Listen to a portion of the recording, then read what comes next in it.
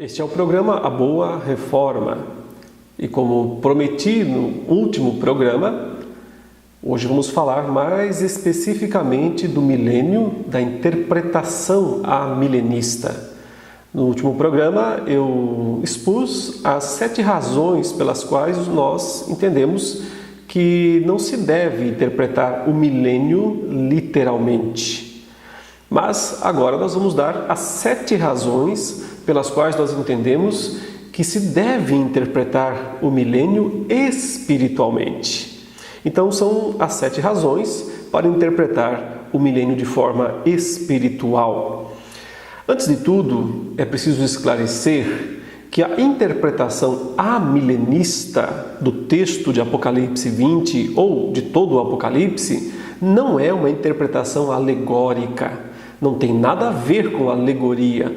Alegoria era uma maneira como alguns dos pais da igreja, lá do 2º, 3º séculos da era cristã, interpretaram o texto. Alegoria é uma interpretação que busca encontrar sentidos ocultos ou subjetivos nos textos, mas que não tem um critério propriamente dito para fazer isso. Essa interpretação ela é feita de uma certa forma aleatória, né? Quando se interpretava, por exemplo, a parábola da dracma perdida, ou a parábola da ovelha perdida, ou a parábola do filho pródigo, do bom samaritano, se tentava buscar interpretações muito subjetivas e não claras no texto, não derivadas de outro lugar.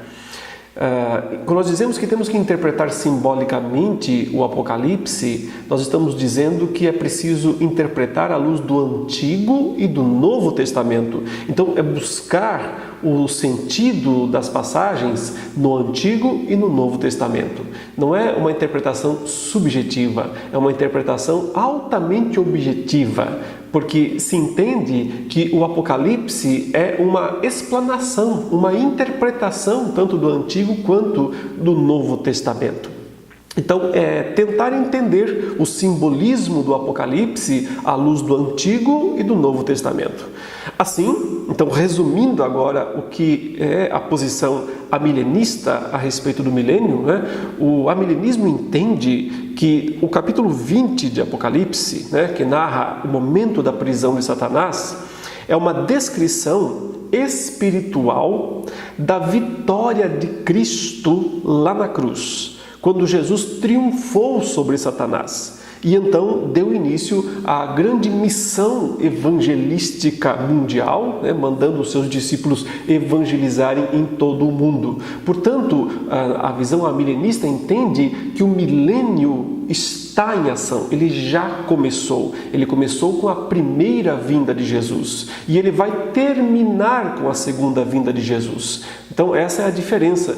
Por isso que muitas vezes, né, o termo amilenismo ele não é muito apropriado, porque o termo amilenismo pode significar, ou significa literalmente, não existe milênio, não milênio, né?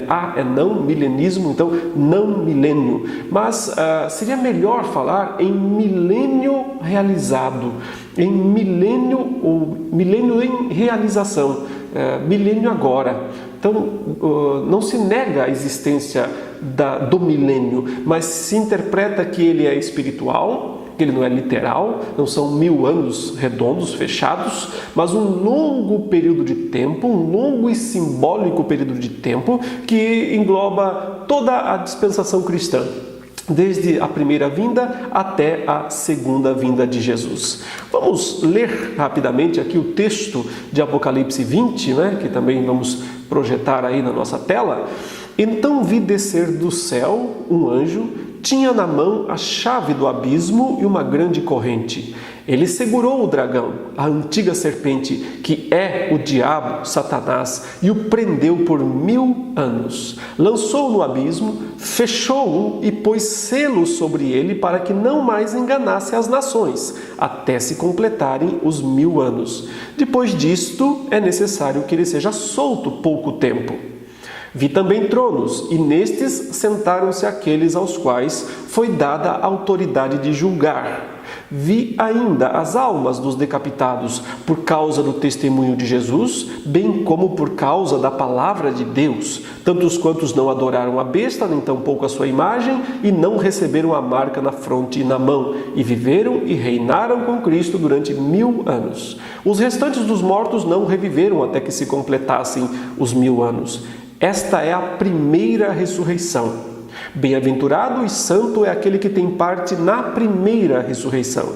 Sobre esses, a segunda morte não tem autoridade. Pelo contrário, serão sacerdotes de Deus e de Cristo e reinarão com ele os 1000 anos.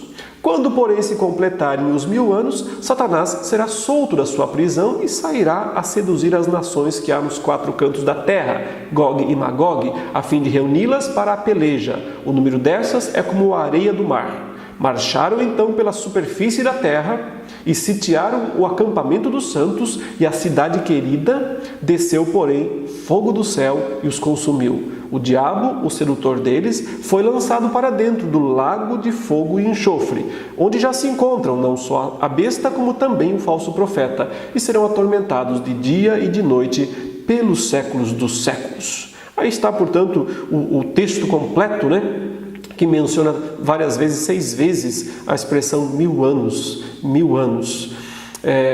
Como que nós interpretamos essa passagem? Como sendo, então, já dissemos, todo o período da dispensação cristã. Uma interpretação, portanto, espiritual da passagem, não alegórica, mas espiritual, que busca ver o simbolismo das declarações, das figuras, das cenas do texto, à luz do que é ensinado tanto no Antigo quanto no Novo Testamento. Então, essas almas aí que estão reinando, segundo o texto, na visão amilenista, elas estão no céu, reinando com Cristo durante todo o período que vai entre a primeira e a segunda vinda de Jesus. Sempre, portanto, que uma dessas pessoas contempladas pelo texto morre e sobe, vai ao céu, sua alma entra na glória eterna, ela já está então desfrutando do reinado celeste com Jesus, porque Jesus agora está lá no céu reinando, assentado à direita de Deus. Ele é o Rei dos Reis. Então significa que as almas que aqui morrem, as pessoas que aqui morrem, essas almas dos crentes, sobem aos céus e participam do reinado de Cristo. O que está escrito aqui em Apocalipse 20, é aquela ideia de que na união com Cristo nós reinamos com Ele. Inclusive a Bíblia diz que nós já estamos ainda vivos, mas estamos aqui nesse mundo, assentados à direita de Deus com Cristo. Lá em Efésios 2 diz que Ele nos fez assentar à sua direita nos lugares celestiais, na pessoa dele. Okay? Nós já experimentamos também o reino dele aqui neste mundo, mas os que morreram sobem aos céus e desfrutam então plenamente do reino intermediário, porque esse sim é um reino intermediário, porque ele é um reino de preparação para o mundo por vir, para um mundo vindouro. Lembrando então de todas as coisas que foram ditas no programa anterior, as 7 razões pelas quais nós entendemos que não se deve interpretar literalmente o texto de Apocalipse 20, agora somemos isso, essas 7 razões, mais 7. As 7 razões que nós vamos dar hoje aqui, pelas quais nós entendemos que se deve interpretar espiritualmente o texto de Apocalipse 20. A primeira razão é a seguinte: o estilo literário, o gênero literário apocalíptico ou apocalipse exige isso. Esse é o primeiro ponto, é entender o que é a literatura apocalíptica. Não se pode analisar um texto da literatura apocalíptica como se estivesse analisando um texto histórico, ou uma narrativa histórica, ou uma epístola, ou um evangelho. É diferente. É um gênero próprio, que tem leis próprias, que usa uma estrutura própria. Então, o aspecto aqui é entender, é lembrar que apocalipses são visões extraordinárias, espetaculares, que não pretendem, não podem ser interpretadas literalmente, mas sim simbolicamente. Tentar interpretar textos apocalípticos literalmente é atentar contra a própria razão de ser, de existir de um texto apocalíptico. Então, o Apocalipse, ele é um livro cheio de simbolismos e que não foi escrito até onde se sabe, ou pelo que tudo indica, ele não foi escrito para ser lido de uma maneira literal e nem mesmo linear, cronológica, tentando ler os capítulos assim, 1, 2, 3, 4, 5, até o 22, como se fosse um capítulo de uma novela, entendeu? Cenas da próxima novela, do próximo capítulo. A ideia é uma sequência cronológica. Como é próprio da literatura hebraica, há muito vai e volta, há muito ciclo, muito círculo, muito vai e volta. É isso que o Apocalipse faz o tempo todo. O primeiro homem, intérprete provavelmente, que entendeu isso foi Vitorino de Petóvio, um dos pais da igreja. E um dia ele disse o seguinte: você não pode ler o Apocalipse como se fosse uma leitura, uma sequência cronológica. Você tem que entender que o Espírito Santo frequentemente ele está contando a história aqui, ele vai até o fim dos tempos para contar aquela história, depois ele volta lá atrás para completar o que ele não disse, depois ele vai lá na frente. Então esse constante vai e vem, a narrativa não se prende a detalhes cronológicos. Na verdade é uma narrativa cíclica. Já que é uma narrativa cíclica, nós conseguimos encontrar 7 divisões, que nós chamamos de sessões, né? Na verdade, elas são recapitulações da mesma história. São as chamadas 7 sessões paralelas de Apocalipse. Elas estão aí, projetadas. A primeira vai dos capítulos 1 a 3, Cristo no meio dos 7 candeeiros de ouro. Sempre o número 7 aparece, ou na maioria delas explicitamente aparece o número 7.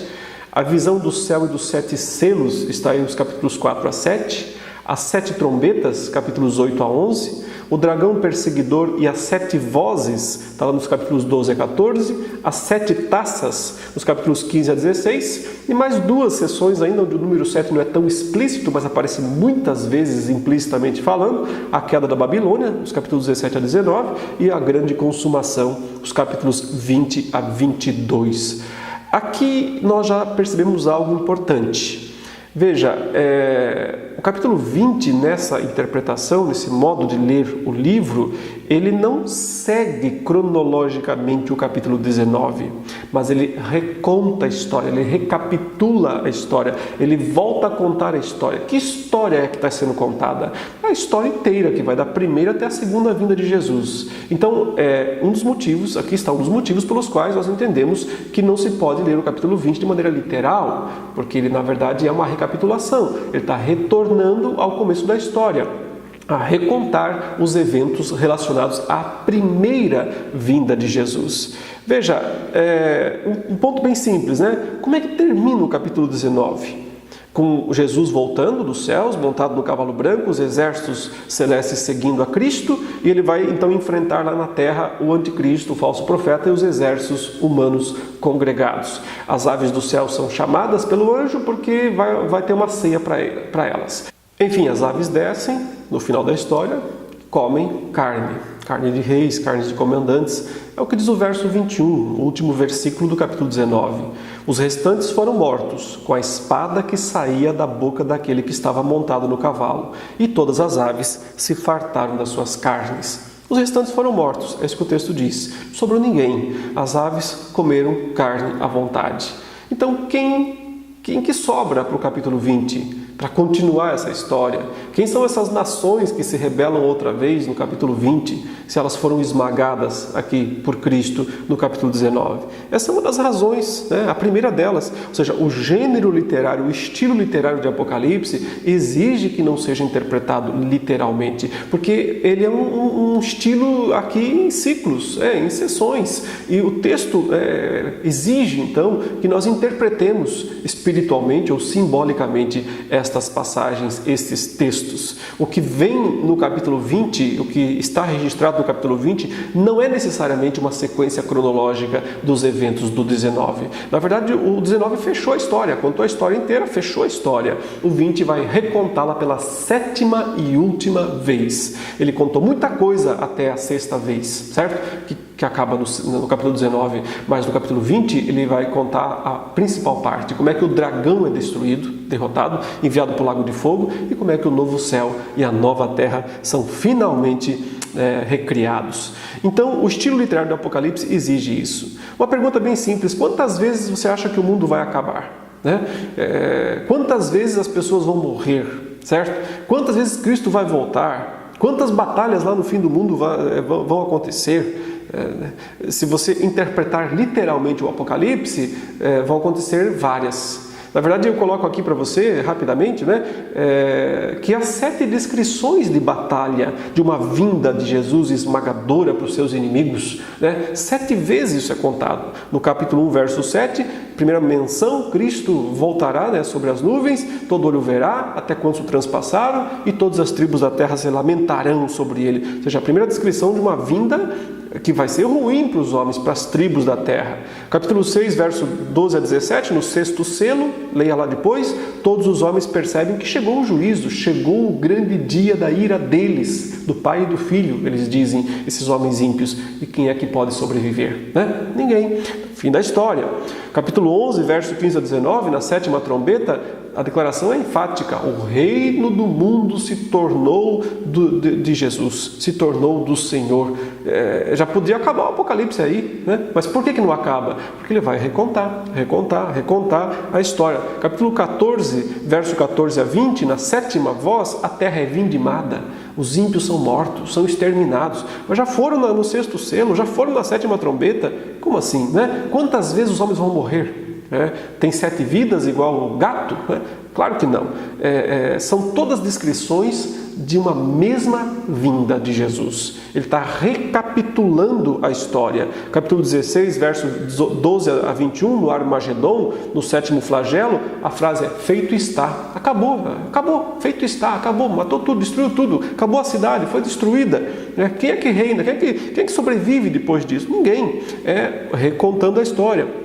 Mas no capítulo 19, verso 1 a 21, tem a Batalha das Aves, aquela em que Cristo volta, chama as aves dos céus para comer carne. É a 6ª vez que ele está narrando essa segunda vinda de Jesus. Não é uma 6ª segunda vinda de Jesus, não é uma 6ª batalha final, é a única e tão somente segunda vinda de Cristo, que vem para esmagar os seus inimigos. E no capítulo 22, versos 7 a 9, melhor, 20 versos 7 a 9, nós temos o quê? A última descrição desta segunda vinda, desta mesma batalha, em que então, sim, o espaço está aí para o dragão, para ele poder ser banido de uma vez por todas.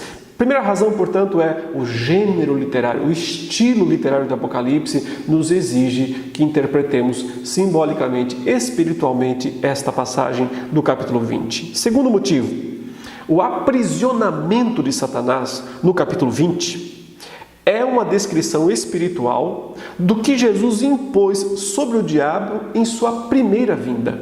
Então, aqui está o ponto central, na verdade, dessa argumentação toda. Não é algo que ele fará na segunda vinda, é algo que ele já fez na primeira vinda.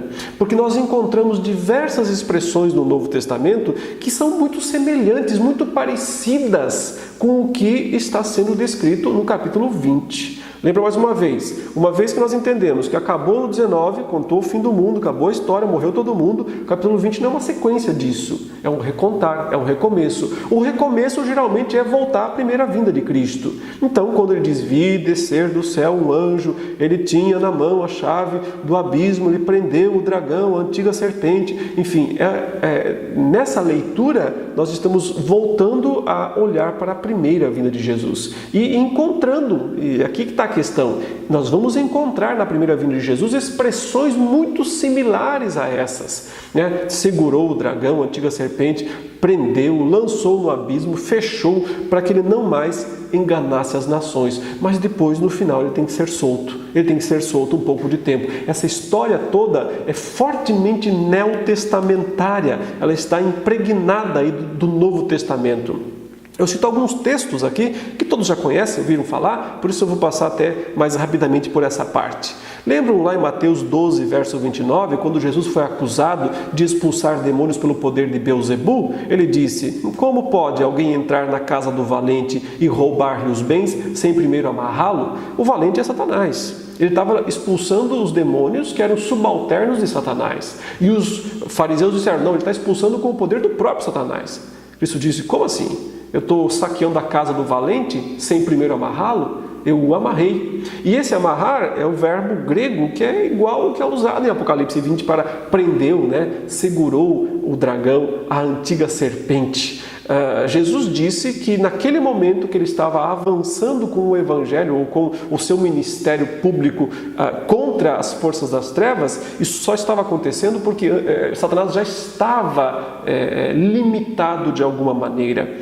Provavelmente foi uma referência àquilo que Jesus fez na tentação, quando ele venceu as 3 tentações do diabo e no final disse: para trás, Satanás. Então o repreendeu explicitamente. Parece que aí então Satanás tem que ceder, ele não tem mais condições naquele primeiro momento de reagir a Cristo e Cristo vai saquear a casa dele. Mas é claro que esse amarramento final do diabo só se daria na cruz e na ressurreição, quando Cristo completasse a obra que ele já estava começando a fazer. E, na verdade, ele anunciou isso em outra ocasião, quando os seus discípulos voltaram alegres porque tinham também expulsado demônios. E então Jesus disse: eu via Satanás caindo do céu como um relâmpago. Eis aí vos dei autoridade para pisardes serpentes e escorpiões e sobre todo o poder do inimigo, e nada absolutamente vos causará dano. Então Jesus disse: enquanto vocês estavam expulsando os demônios, eu estava vendo Satanás cair do céu. É uma descrição que mostra para a quebra do poder de Satanás. Porque Satanás estava sendo quebrado, o seu poder estava sendo quebrado, ele estava sendo expulso, estava sendo derrubado dos céus. Os discípulos podiam triunfar sobre aqueles demônios e expulsá-los. E Jesus diz: porque eu vos dei autoridade para pisar em serpentes e escorpiões e sobre todo o poder do inimigo. Então o inimigo aqui, ele já está limitado pelo poder de Jesus. Ele já está preso, por assim dizer, impedido de fazer o que ele sempre fez, de manter o seu domínio, o seu poder tenebroso contra aquelas pessoas que Jesus e também os discípulos de Jesus estavam libertando. Essa ideia de Satanás caindo do céu talvez seja uma reminiscência lá de Isaías 14:12, como caíste do céu, ó estrela da manhã, filho da alva, tu que debilitavas as nações. Aquele texto é uma profecia a respeito do rei de Babilônia, que ele ainda ia cair, uma profecia do futuro, quando o texto foi escrito lá em Isaías. Então, observe, se por trás do rei de Babilônia está Satanás, também é uma profecia, falando que Satanás ainda cairia do céu. Ele não caiu lá no passado, ele veio a cair quando Cristo subiu aos céus, na ascensão. Só então os demônios todos ficaram debaixo dos pés de Jesus. Sobre isso tem vários outros vídeos meus na internet, se você quiser procurar entender essa relação de quando que Satanás foi expulso do céu. Vamos para João, capítulo 12, versos 31 e 32, diz: chegou o momento de ser julgado este mundo, e agora o seu príncipe será expulso, e eu, quando for levantado da terra, atrairei todos a mim. Contexto, todo mundo lembra, Os gregos queriam ver Jesus. Jesus não podia recebê-los porque ele era judeu, rabino, e eles eram gregos, estrangeiros. Eles queriam uma entrevista, os discípulos foram anunciar esses gregos para Jesus. Jesus não os recebe, não diz que os recebe, fala uma série de coisas lá sobre a necessidade de ele ter que morrer e finalmente dá essa declaração: chegou o momento de ser julgado este mundo e agora o seu príncipe será expulso. O príncipe é Satanás. Ele seria expulso naquele momento, ele seria lançado, jogado, que é a mesma ideia de Apocalipse 20, jogado para o abismo, lançado, fechado, derrotado. É isso que Jesus fez com Satanás na cruz. Ao longo de toda a sua vida, na verdade, seu nascimento começou a fazer isso, sua obediência à lei de Deus continuou a fazer isso, sua morte na cruz deu o golpe final aí na cabeça da serpente, sua ressurreição e ascensão consumaram totalmente isto. Então, são termos do Novo Testamento que se encaixam perfeitamente com essa noção aqui descrita no capítulo 20. Mas há mais textos, por exemplo, Hebreus 2,14 diz: visto, pois, que os filhos têm participação comum de carne e sangue, desses também ele igualmente participou, para que por sua morte, Cristo teve corpo com carne, com sangue, é isso que o texto está dizendo, para que pudesse morrer. E então, com a morte, ele pudesse destruir aquele que tem o poder da morte, a saber, o diabo. Olha que termo aí, destruir, é um verbo muito forte no grego, né? Aniquilar. Isso Jesus fez com Satanás, não é no futuro, é no passado. Ele fez isso na cruz. Por sua morte, destruísse aquele que tem o poder da morte. A morte de Jesus é a vitória frontal contra Satanás. Então, nessa leitura nós estamos dizendo que o que Apocalipse 20 descreve de forma simbólica, espiritual, o Novo Testamento descreve de forma literal. Aqui são textos literais, mostrando o que aconteceu de fato com Satanás. Como Colossenses 2, 13 a 15, que fala que o escrito de dívida que era contra nós, e esse escrito de dívida eram as acusações de Satanás contra o povo de Deus. Que Jesus pegou esse escrito de dívida e o encravou lá na cruz. E ao encravar esse escrito de dívida na cruz, ele despojou os principados e as potestades e publicamente os expôs ao desprezo, triunfando deles na cruz.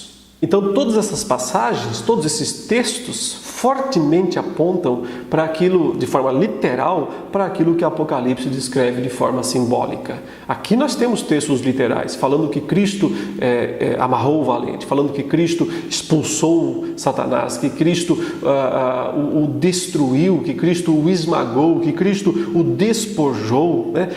Essas são frases fortes. Alguns dizem, mas quando a gente lê Apocalipse 20 e tudo que está ali falando do diabo, sobre o que Jesus fez com o diabo, não parece que isso seja condizente com a realidade, porque o diabo parece estar solto, etc, etc. Então, mas o que poderia ser mais forte do que estas passagens que nós lemos agora do Novo Testamento, dos Evangelhos, das Epístolas, mostrando que sim, foi isso mesmo o que Jesus fez com Satanás em sua primeira vinda. Terceiro lugar, o aprisionamento de Satanás tem apenas um objetivo.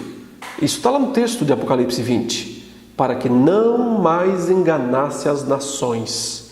Então, aqui está o problema. As pessoas não percebem o simbolismo do texto e ficam tentando encontrar um monte de coisas absurdas na passagem. O texto está dizendo claramente o que é que ele não pode mais fazer. Ele não pode mais enganar as nações. Esse enganar as nações tem a ver com aquela atividade clássica de Satanás. Porque tudo começou com um ato de engano, quando ele enganou Eva. E dessa maneira, com a queda de Eva e seu esposo Adão, ele se tornou o grande enganador da raça humana. Assim que o apóstolo Paulo, lá em 2 Coríntios 11, 3, descreve, Paulo diz, receio que assim como a serpente enganou a Eva com a sua astúcia, assim também vocês estão sendo enganados aí pelos falsos profetas.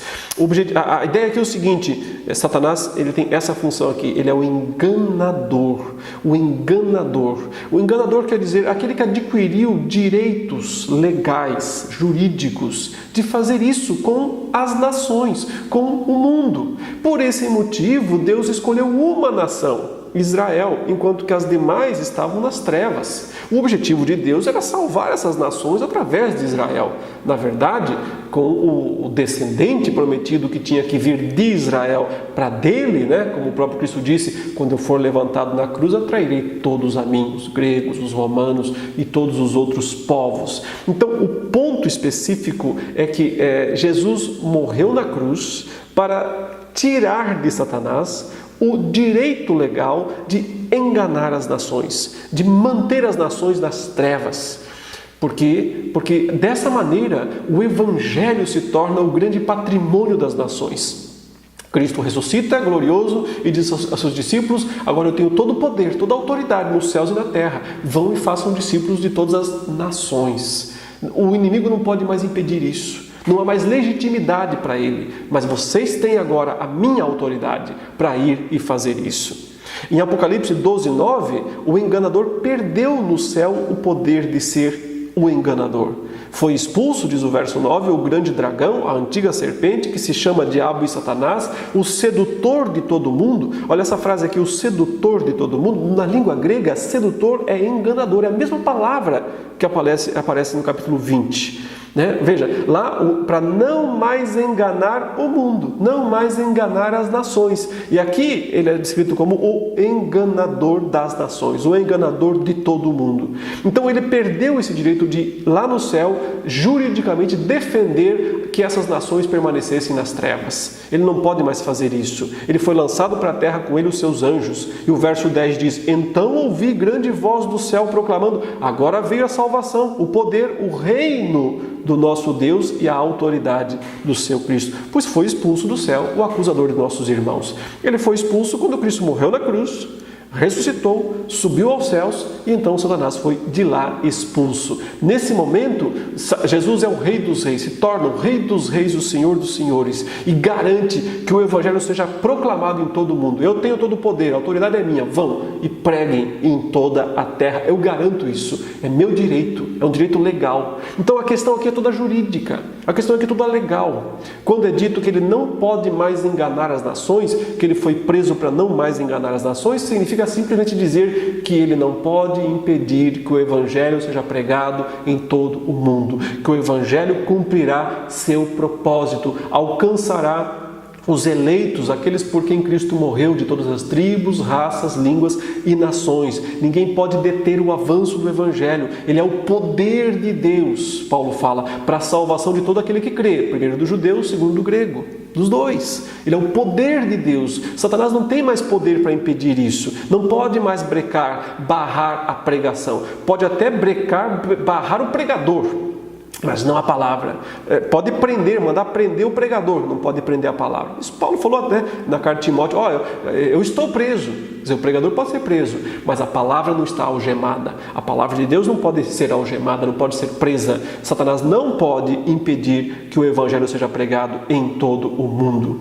Então, o aprisionamento de Satanás tem apenas esse objetivo: impedir que ele engane as nações. E isso foi conquistado na cruz. Mas no final do período, quando completar isso, Satanás é solto. É isso que é dito lá em Apocalipse 20. E isso se encaixa com o que está, por exemplo, em 2 Tessalonicenses, capítulo 2, versos 7 a 9. Quando Paulo diz que há um mistério da iniquidade aqui nesse mundo, mas ele está meio que hibernando, ele está meio que debaixo da superfície. Ele já está aqui, mas ele não tem legitimidade ainda para agir plenamente. Veja, o mistério da iniquidade já opera e aguarda somente que seja afastado aquele que agora o detém.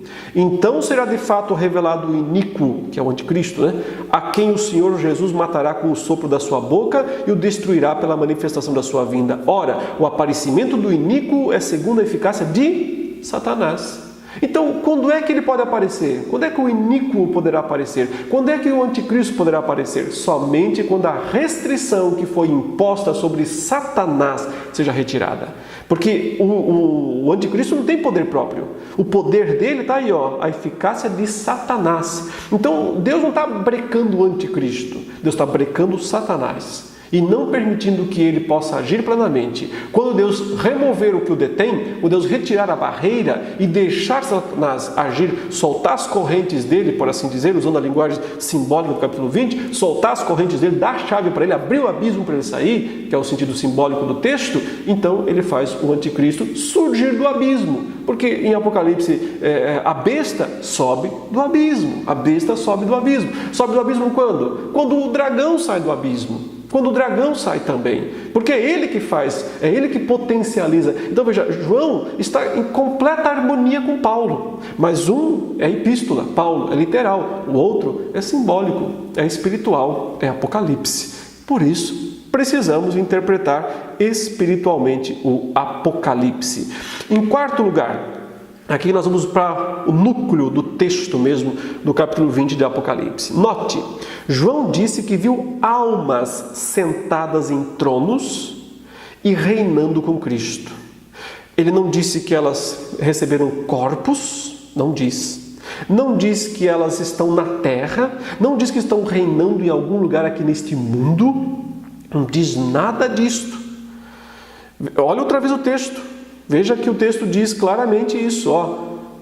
Vi também tronos, e nestes sentaram-se aqueles aos quais foi dada a autoridade de julgar.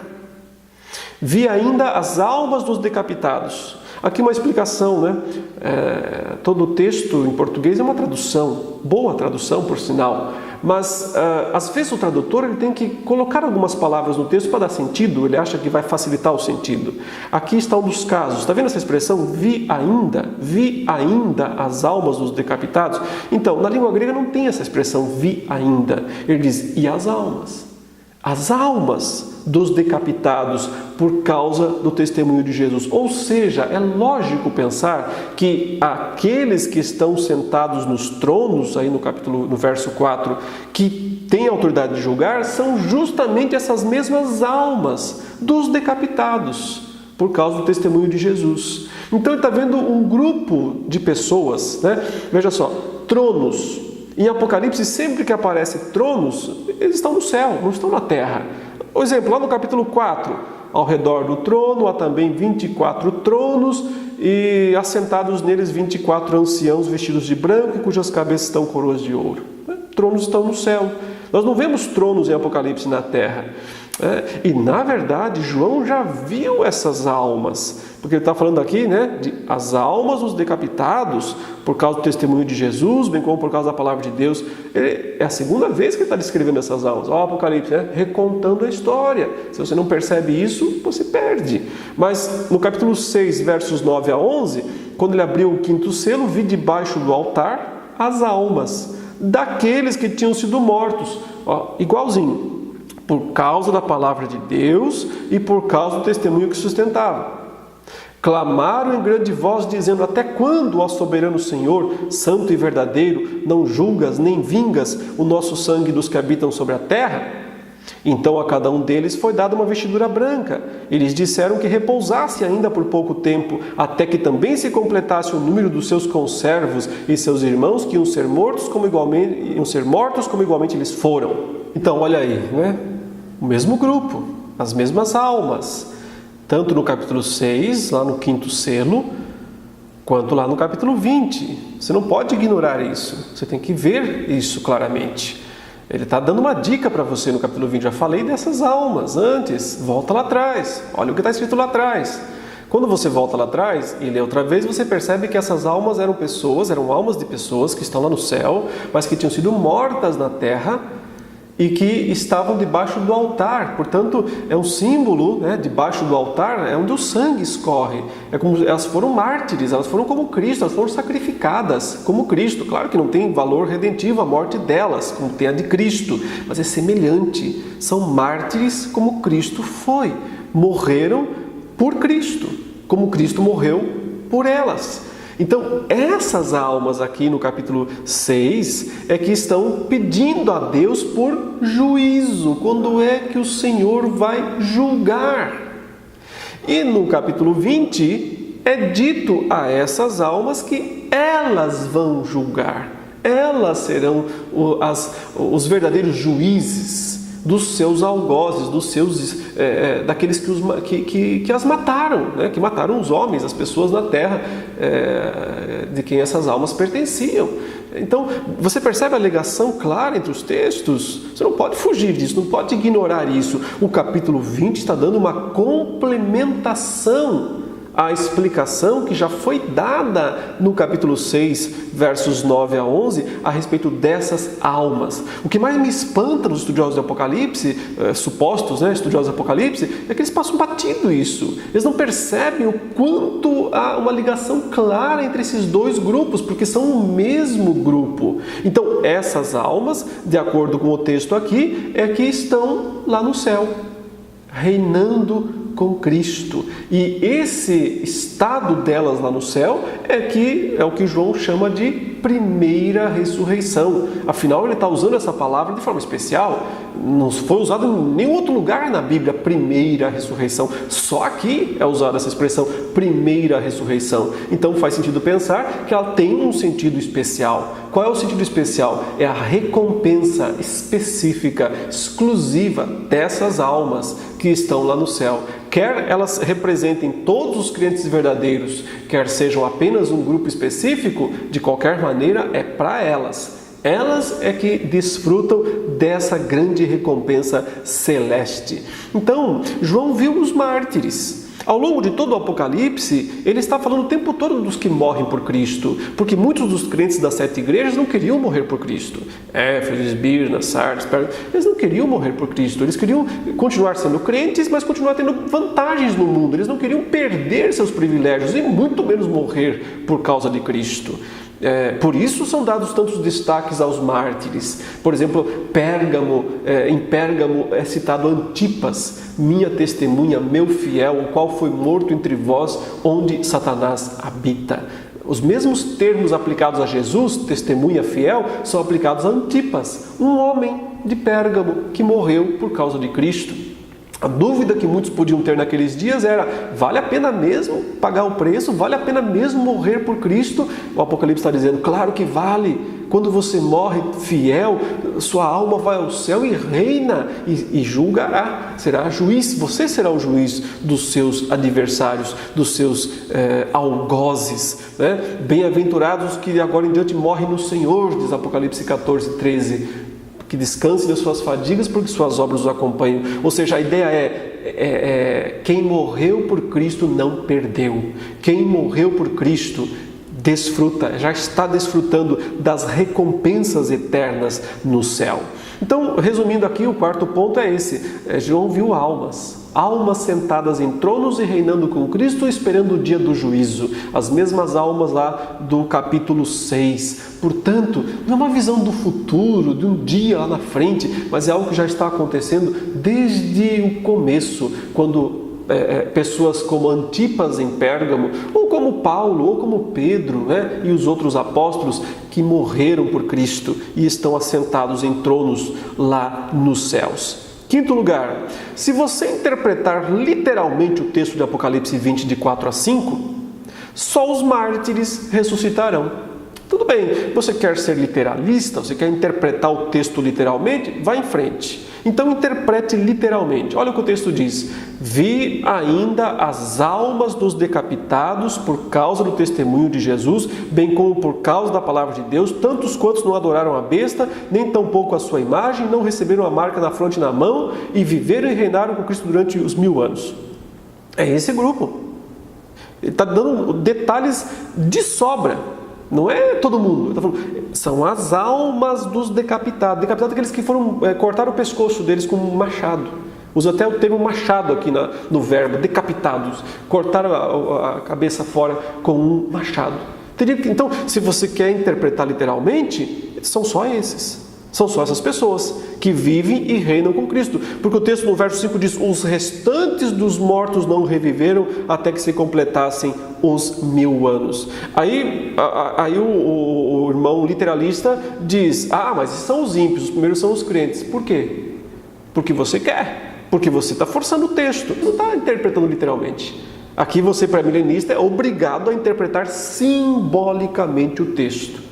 Porque se você interpretar literalmente, você vai ter que dizer isso. Somente um grupo de pessoas, os que foram decapitados e que não foram marcados pela marca da besta e que testemunharam até o fim, que foram mortos, esses viveram e reinaram com Cristo por 1000 anos. Os restantes dos mortos, crentes, incrédulos, todo mundo que está nesse restante, não reviveram. É isso que o texto está dizendo literalmente. E então, dá para interpretar literalmente esta passagem?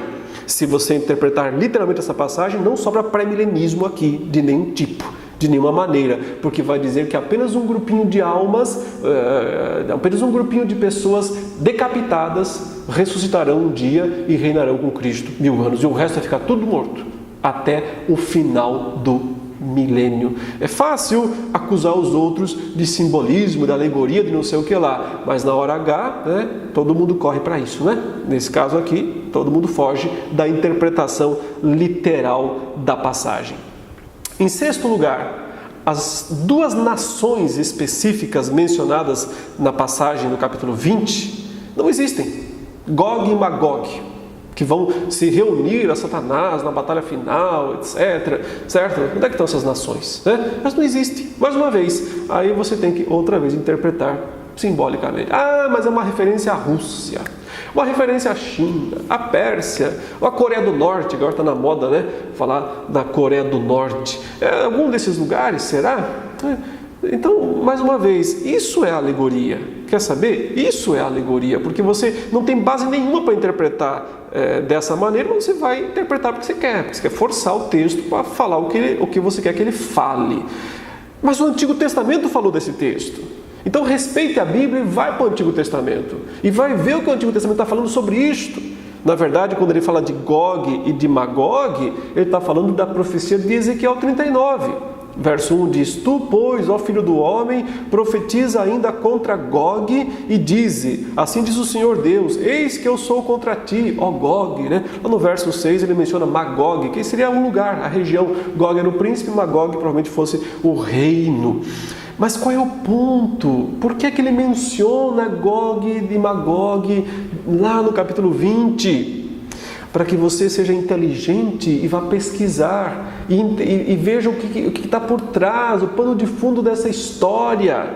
Aí quando você continua lendo o capítulo 39, verso 7, lá de Ezequiel, você chega a um texto interessante, porque ele diz: Tu, pois, ó filho do homem, assim diz o Senhor Deus, dize às aves de toda a espécie e a todos os animais do campo: ajuntai-vos e vinde, ajuntai-vos de toda parte para o meu sacrifício que eu oferecerei por vós, sacrifício grande nos montes de Israel, e comereis carne e bebereis sangue, comereis a carne dos poderosos, bebereis o sangue dos príncipes da terra. Por aí vai. Onde é que você já viu isso antes?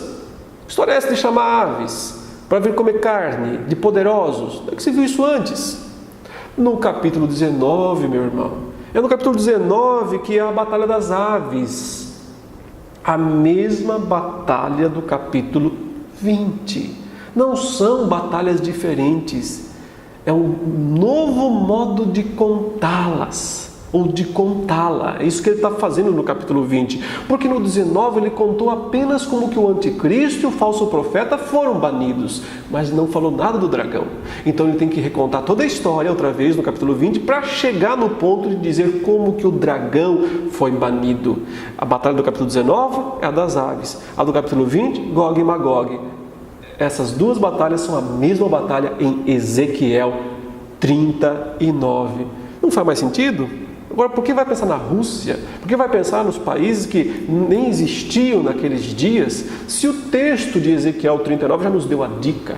Então, interpretar simbolicamente não é alegoria, é encontrar no Antigo Testamento as razões para interpretar, para encontrar o sentido dessas passagens no Novo Testamento. O ponto então é muito simples, né? As duas nações específicas mencionadas aqui, elas tem uma função clara, mostrar que trata-se da mesma batalha, que a batalha do capítulo 20 e a do 19 não são duas batalhas, uma antes do milênio, outra no final do milênio, mas a mesma batalha final, quando todos os inimigos são destruídos.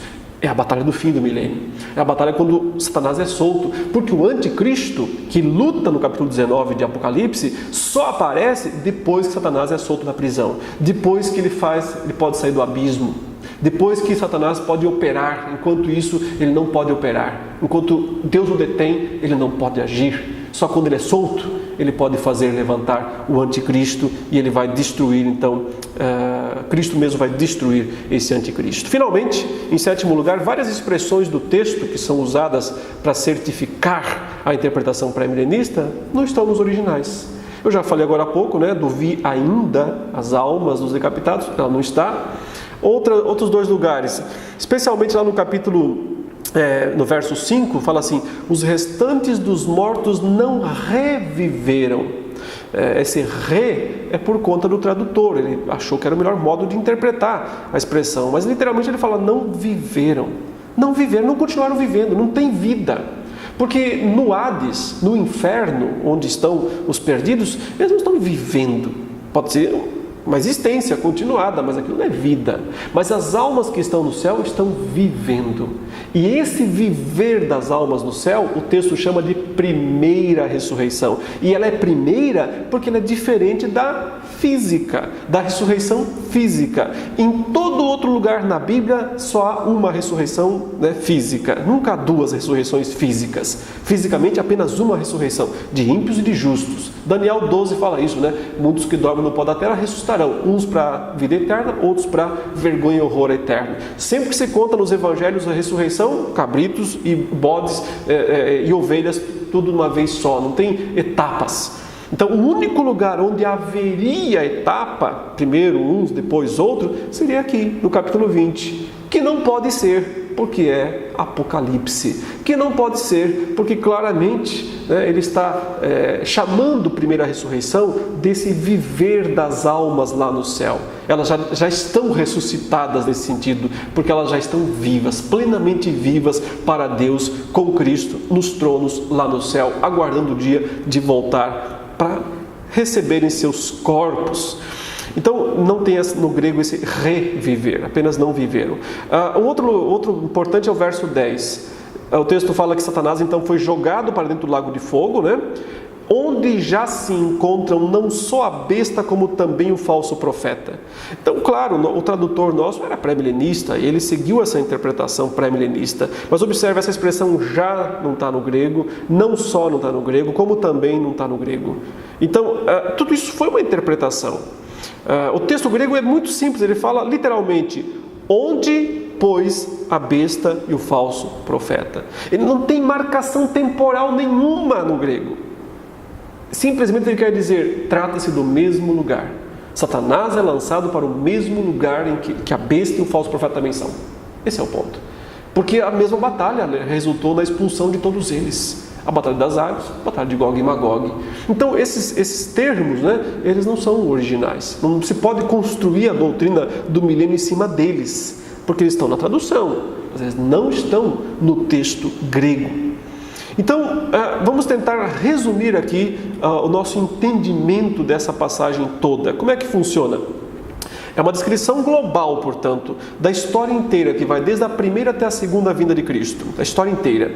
Jesus, então, ele veio, nasceu, viveu, venceu Satanás, morreu na cruz, esmagou sua cabeça, destruiu o poder do diabo e dos seus anjos e garantiu que o evangelho seja pregado em todo o mundo. Então começou o milênio, é o reino de Cristo. Cristo está à destra do Pai na majestade das alturas, as almas que são salvas vão ao céu, entram nesse reino. Na terra nós também somos reis e sacerdotes, também estamos vivendo o reino de Cristo aqui na terra, só que aqui é na guerra, é militante, lá no céu é triunfante, mas nós temos o poder de Deus para avançar com o evangelho, ninguém pode deter o avanço do evangelho. Então nós somos os embaixadores de Deus aqui neste mundo e o reino está aí a todo vapor. Ninguém pode brecar esse reino, porque o único que podia está preso, está restrito espiritualmente. Não tem cadeia, prisão física que pudesse prender um espírito, um demônio como Satanás. É apenas a restrição de Deus.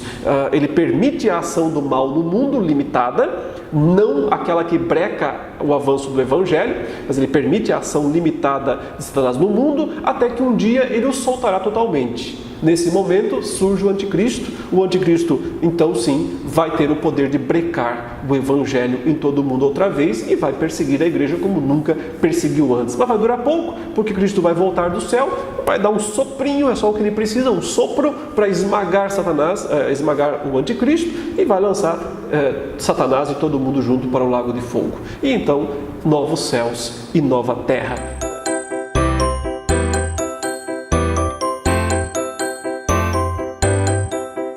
Tenha sido útil para você, espero que tenha tido forças para assistir até o final desses 2 vídeos, tanto do primeiro das 7 razões para não interpretar literalmente, agora das 7 razões para interpretar espiritualmente, e que isso se acrescente aí à sua peregrinação. Se você continua, não se convenceu, tá bem, siga em frente.